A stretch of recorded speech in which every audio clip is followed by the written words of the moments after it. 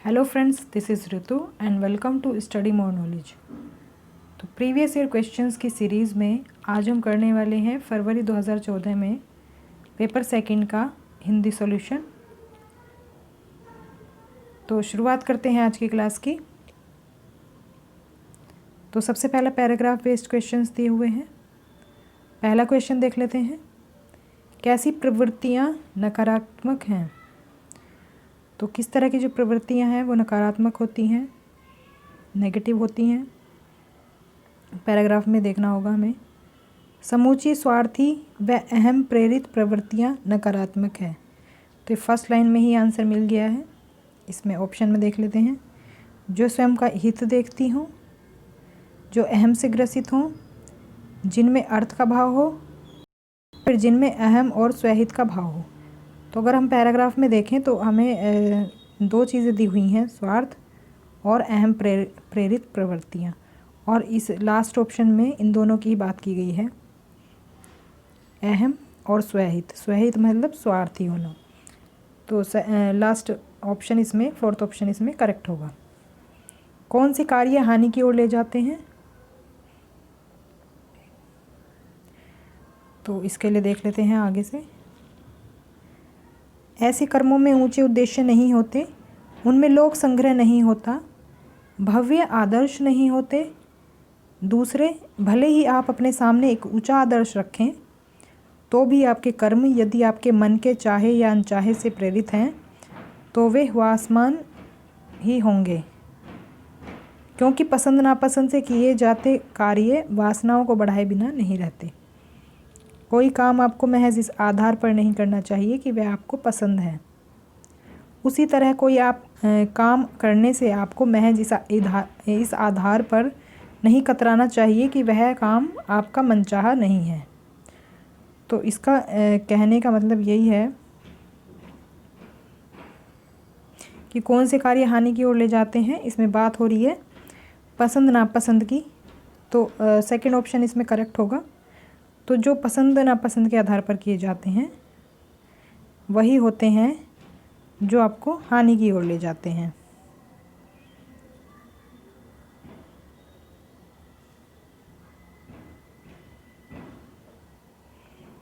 इसमें क्लियर देखिए, यहाँ पर दिया हुआ है, वे तो हर क्षण आपकी हानि व हास करने पर ही तुले रहते हैं। तो इसमें मतलब है हमारा पसंद नापसंद के आधार पर किए गए कार्यों से। तो इसमें वही है कि सेकंड ऑप्शन इसमें करेक्ट हो जाएगा। पसंद नापसंद की इसमें चर्चा की गई है। इस गद्यांश में किस प्रकार के कार्य को समर्थन किया गया है।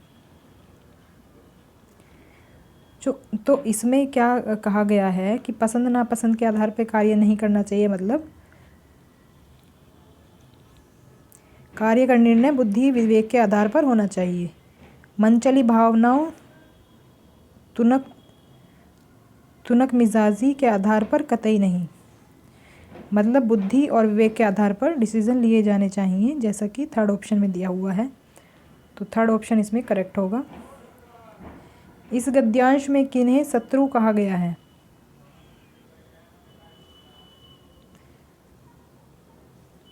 ये अगर आप यहाँ से पढ़ें तो इस एक बात को हमेशा याद रखिए कि पसंद और नापसंद आपके सबसे बड़े शत्रु हैं। तो इसमें सीधा सा आंसर हो जाएगा पसंद और नापसंद। तो पसंद नापसंद के बदले हमें दूसरे शब्दों में दिया हुआ है रुचि अरुचि। इसका मतलब भी पसंद नापसंद ही होता है। तो फोर्थ ऑप्शन इसमें करेक्ट होगा।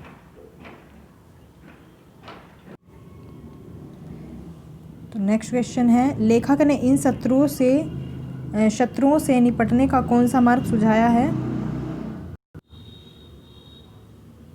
तो इसका आंसर हो जाएगा फर्स्ट ऑप्शन, विश्लेषण करना। शत्रुओं से निपटने का एक ही ऑप्शन ये मार्ग होगा, विश्लेषण करना कि सही क्या है और गलत क्या है। बुद्धि और विवेक के आधार पर सोचना, तो तभी हम सही निष्कर्ष पर पहुंच पाएंगे। तो फर्स्ट ऑप्शन इसमें करेक्ट होगा। नेक्स्ट क्वेश्चन है, नकारात्मक का विलोम शब्द है। तो नकारात्मक का विलोम शब्द कौन सा होगा। नकारात्मक का विलोम शब्द हो जाएगा सकारात्मक। नेक्स्ट क्वेश्चन है, वे तो हर क्षण आपकी हानि व ह्रास करने पर ही तुले रहते हैं। वाक्य में वे सर्वनाम किसके लिए आया है? तो अगर बात की जाए तो हानि और जो नुकसान करने पर तुले रहते हैं वो होते हैं पसंद नापसंद। अगर आप पैराग्राफ पढ़ें तो यहाँ पर देखेंगे आप इस एक बात को हमेशा याद रखिए कि पसंद और नापसंद आपके सबसे बड़े शत्रु हैं। आप इन्हें पहचानते तक नहीं, उल्टे आप इन्हें पाल पोस कर दुलारते हैं। वे तो हर क्षण आपकी हानि ह्रास करने पर ही तुले हैं। तो ये हो जाएगा पसंद नापसंद इसमें। हाँ, ये 4th ऑप्शन इसमें करेक्ट होगा पसंद नापसंद के लिए। नेक्स्ट क्वेश्चन है, किस शब्द में ना उपसर्ग का प्रयोग नहीं किया जा सकता है? तो ना उपसर्ग नहीं यूज़ होगा हाजिर में। तो ना हाजिर नहीं होता है, गैर हाजिर होता है। बाकी सब में आप यूज़ कर सकते हैं नाकाबिल, नापसंद, नावाकिफ़। तो ये होता है गैर हाजिर, तो इसलिए सेकंड ऑप्शन करेक्ट हो जाएगा। विश्लेषण का विलोम है, तो विश्लेषण का विलोम शब्द क्या होता है संश्लेषण।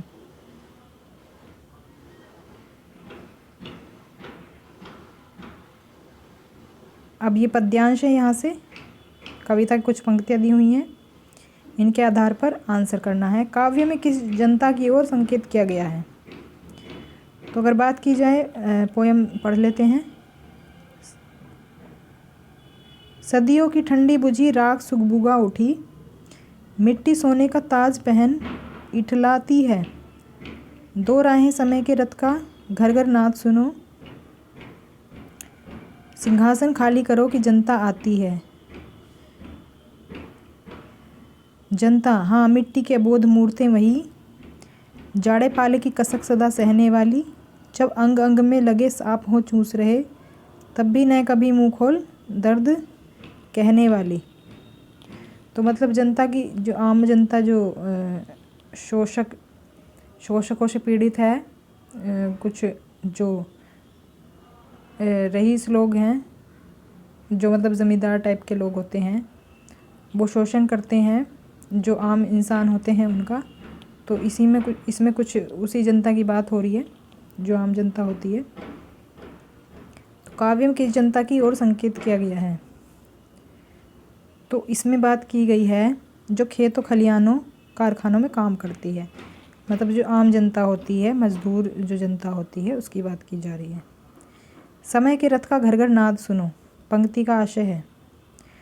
तो समय के रथ का घर घर नाद सुनो से मतलब है अब समय बदल रहा है। फर्स्ट ऑप्शन इसमें करेक्ट होगा, क्योंकि इसमें सीधे सीधे अर्थ नहीं होते हैं, पोयम में छिपे हुए अर्थ होते हैं, मोह में पता लगाने होते हैं। सिंहासन खाली करो कि जनता आती है, पंक्ति का क्या अर्थ है? तो इसका मतलब होगा राजतंत्र के विरुद्ध लोकतंत्र का स्वागत। मतलब राजतंत्र होता है किसी एक राजा का शासन, वो अपनी मर्जी से शासन करता है, चाहे वो जनता के हित में हो या नहीं हो। लेकिन लोकतंत्र होता है जनता के हिसाब से शासन होगा, जनता अपना नेता खुद चुनेगी। तो इसमें हो जाएगा 4th option correct. Next question है, सामान्य जनता ने अब तक बहुत कष्ट सहे हैं, इस भाव को व्यक्त करने वाली पंक्ति है। तो पंक्ति में देख लेते हैं।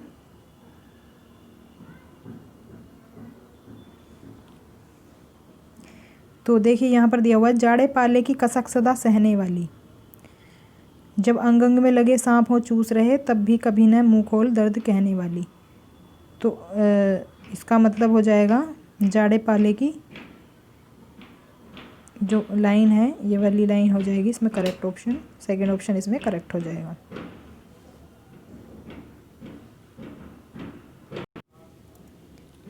सांप किसकी ओर संकेत करता है? तो जो पोयम में सांप दिया हुआ है, जब अंग अंग में लगे सांप हो चूस रहे, तो इसका मतलब वही है कि जो शोषक होते हैं, शोषण करने वाले जो होते हैं, शोषकों की ओर इसका आंसर हो जाएगा। सुगबुगा उठना का अर्थ है, सुगबुगा उठना का अर्थ होगा इसमें अपने हक के लिए प्रयत्नशील होना। पोयम में भी आप एक बार देख सकते हैं। सदियों की ठंडी बुझी राख सुगबुगा उठी से मतलब है जो मतलब पहले शांत थे वो अब अपने हक के लिए प्रयत्नशील हो गए हैं, अब वो अपने हक के लिए लड़ने लगे हैं। तो इसका आंसर हो जाएगा फोर्थ ऑप्शन। तो ये पैराग्राफ बेस्ड क्वेश्चंस थे। अब पेडागोजी बेस्ड क्वेश्चंस कर लेते हैं। उच्च प्राथमिक स्तर पर भाषा शिक्षण का सर्वोपरि उद्देश्य है। उच्च प्राथमिक स्तर की बात हो रही है। उच्च प्राथमिक स्तर पर सबसे सर्वोपरि उद्देश्य क्या होगा? भाषा के सौंदर्य शास्त्र से परिचय, निजी अनुभवों के आधार पर भाषा का सृजनशील इस्तेमाल। तो सेकंड ऑप्शन बिल्कुल सही हो जाएगा। जब भी अनुभवों की बात आए, सृजनशीलता की बात आए तो वही ऑप्शन हमारा करेक्ट होता है। तो सेकंड ऑप्शन इसमें करेक्ट होगा। सुनी पढ़ी और समझी हुई भाषा को सहज और स्वाभाविक लेखन द्वारा अभिव्यक्त करने की क्षमता का विकास करने में निम्नलिखित में से कौन सहायक है? तो जो हमारी सुनी समझी हुई भाषा को अभिव्यक्त करने की क्षमता है, क्या सहायक है उसमें? तो उसमें सहायक है सुनी देखी पढ़ी घटना को अपने शब्दों में लिखित रूप में अभिव्यक्त करना। तो थर्ड ऑप्शन इसमें करेक्ट हो जाएगा। भाषा के संदर्भ में स्कूली जीवन का यह उच्च प्राथमिक चरण डैश, इसमें दो फिल इन द ब्लैंक्स दिए हुए हैं, और डैश बोध के विकास की दृष्टि से अत्यंत महत्वपूर्ण है। तो इसमें क्या होगा? इसमें होगा सौंदर्य बोध, साहित्य बोध और सामाजिक राजनीतिक। तो फोर्थ ऑप्शन इसमें करेक्ट होगा। उच्च प्राथमिक स्तर पर व्याकरण शिक्षण का उद्देश्य में सहायक होगा, डैश में सहायक होगा। तो किस में सहायक होगा? भाषा की नियमबद्ध प्रकृति को समझने और उसका विश्लेषण करने में। तो व्याकरण शिक्षण का क्या उद्देश्य है उच्च प्राथमिक स्तर पर? जो भाषा की जो नियमबद्ध प्रकृति है, क्या नियम है भाषा सीखने के, और उसका विश्लेषण करने में सहायक होगा। उच्च प्राथमिक स्तर पर हिंदी भाषा विकास के लिए कौन सी गतिविधि उपयोगी नहीं हो सकती? कौन सी उपयोगी नहीं है वो बताना है हमें। तो अगर बात की जाए पढ़ी कहानियों का समूह में नाट्य रूपांतर, इससे ये भाषा विकास होगा, इससे काफ़ी अच्छे लेवल का। और इस वाले से भी होगा विज्ञापनों, पोस्टरों, साइन बोर्ड और भाषा के अन्य उपयोगों का विश्लेषण करना। मुहावरों के अर्थ लिखकर वाक्य बनाना, तो ये रटा रटाया हो सकता है। तो थर्ड ऑप्शन इसमें करेक्ट होगा, क्योंकि इसमें उपयोगी नहीं पूछा है। तो थर्ड ऑप्शन इसमें बिल्कुल करेक्ट हो जाएगा। उच्च प्राथमिक स्तर पर व्याकरण शिक्षण की सर्वाधिक उचित विधि है। तो व्याकरण शिक्षण की जब भी बात आती है तो आप देखेंगे कि आगमन विधि ही सही होगा आपका ऑप्शन। तो सेकंड ऑप्शन करेक्ट हो जाएगा। बच्चों का भाषाई विकास सर्वाधिक रूप से निर्भर करता है। तो बच्चों का भाषाई विकास किस पर निर्भर करता है? समृद्ध भाषा परिवेश पर। तो इस पर क्वेश्चन पहले भी आया हुआ है, समृद्ध भाषा परिवेश पर। तो समृद्ध भाषा परिवेश मिलेगा बच्चे को तो उसका भाषाई विकास काफ़ी अच्छे से हो पाएगा। आसपास के एनवायरनमेंट में जिस तरह से भाषा बोली जाएगी तो वो उसे जल्दी से ग्रहण कर लेगा। उच्च प्राथमिक स्तर पर यह जरूरी है कि बच्चे समाचार पत्र में छपी किसी खबर, लेख या कही गई बात का निहितार्थ समझ सकें। तो ये बिल्कुल सही है। उच्च प्राथमिक स्तर पर इतना होना चाहिए, इतनी समझ होनी चाहिए कि बच्चे जो समाचार पत्र में छपी खबर या लेख है उनका जो अर्थ है उसे समझ सके। तो ये बिल्कुल सही हो जाएगा। भाषा सीखने का अर्थ उस भाषा की डैश सीखना भी है, क्योंकि भाषा किसी भी डैश का अभिन्न हिस्सा होती है। तो अगर आपको फर्स्ट वाला ऑप्शन भी नहीं पता है तो लास्ट वाले से आप समझ गए होंगे। भाषा किसी भी संस्कृति का अभिन्न हिस्सा होती है। तो फर्स्ट संस्कृति, सेकंड ऑप्शन सिर्फ फोर्थ ऑप्शन में दिया हुआ है तो हमें आंसर मिल चुका है। तो पहले ऑप्शन में भी संस्कृति ही आएगा। तो भाषा की संस्कृति सीखना भी, भाषा सीखने का अर्थ उस भाषा की संस्कृति सीखना भी है, क्योंकि भाषा किसी भी संस्कृति का अभिन्न हिस्सा है। तो फोर्थ ऑप्शन करेक्ट होगा। कक्षा 8 के बच्चों के लिए साहित्य का चयन करते समय आपके लिए क्या जानना सर्वाधिक ज़रूरी है? कक्षा 8 के बच्चे के लिए क्या जानना ज़रूरी है? बच्चों की मनोवैज्ञानिक विशेषताएं और भाषा प्रयोग की क्षमता। सेकंड ऑप्शन इसमें बिल्कुल करेक्ट हो जाएगा।